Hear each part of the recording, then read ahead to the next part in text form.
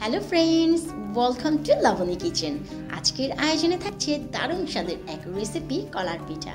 আশা করব রেসিপিটি আপনাদের সবার ভালো লাগবে। চাইলে এই পিঠাটি আপনারা সহজে ঝটপটে অল্প কিছু উপকরণ দিয়ে বানিয়ে নিতে পারেন।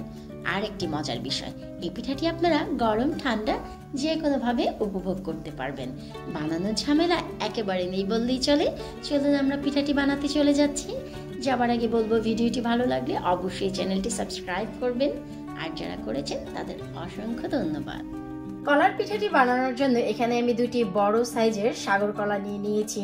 আর কলাটি হতে হবে যেই ধরনের কলাগুলো আমরা বেশ কিছুদিন ঘরে রেখে দেই এবং উপরের দিকটি কিছুটা এমন কালো হয়ে যায় কিন্তু ভেতরটি অনেক বেশি সফট থাকে।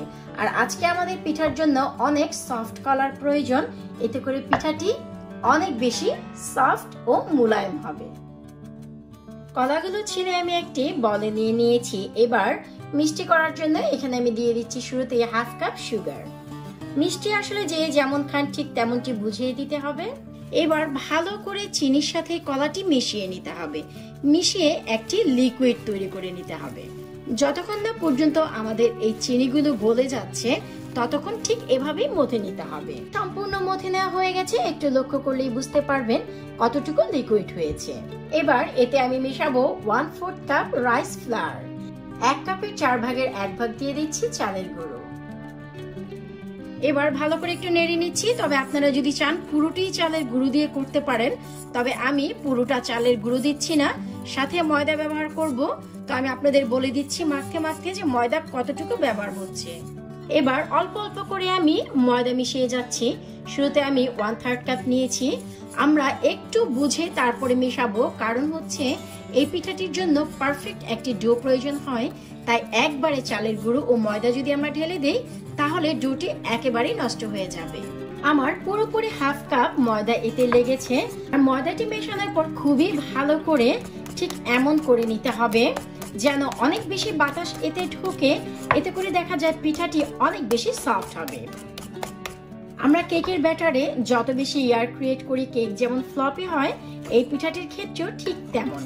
তবে হ্যাঁ, আজ আমি আপনাদের সাথে একটি সিক্রেট শেয়ার করি, তা হচ্ছে কলা দিয়ে যদি কখনো কোনো কিছু বানান সেক্ষেত্রে বেকিং পাউডার বা বেকিং সোডা ব্যবহার করার কোনো প্রয়োজন নেই।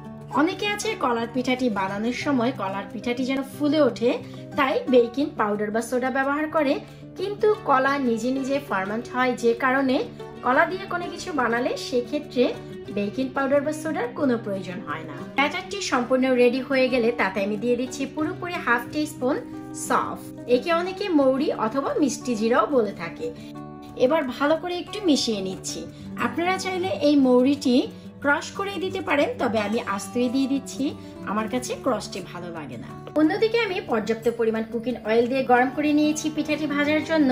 আর পিঠাটি আমাদের ডুবো তেলেই ভাজতে হবে, তাই আমি পরিমাণে একটু বেশি নিয়ে নিয়েছি।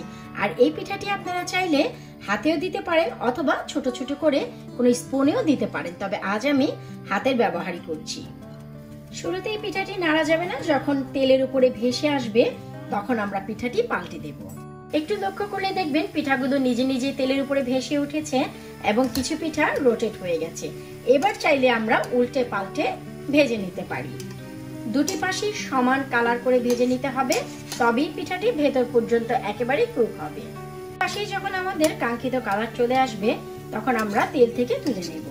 আমাদের গোলু মলু কলার পিঠা একেবারেই রেডি। আশা করি দেখে বুঝতেই পারছেন কতটা গোলু মলু হয়েছে। আর এই পিঠার বৈশিষ্ট্য আসলে কে কোন সাইজের খাবেন সে অনুপাতে বানাতে হয়। বরাবরই এই পিঠাটি আমি ঠিক এমন ছোট ছোট পছন্দ করি, তাই ছোট ছোটই বানিয়ে খাই। আশা করব আজকে এই সহজ পিঠার ভিডিওটি আপনাদের একটু হলেও সহজ লেগেছে। যদি সহজ লাগে অবশ্যই বাসায় বানাবেন। ভিডিওটি শুরু থেকে শেষ পর্যন্ত দেখার জন্য আপনাদের সবাইকে ধন্যবাদ। ভিডিওটি ভালো লাগলে চ্যানেলটি সাবস্ক্রাইব করবেন, আর যারা করেছেন তাদের অসংখ্য ধন্যবাদ।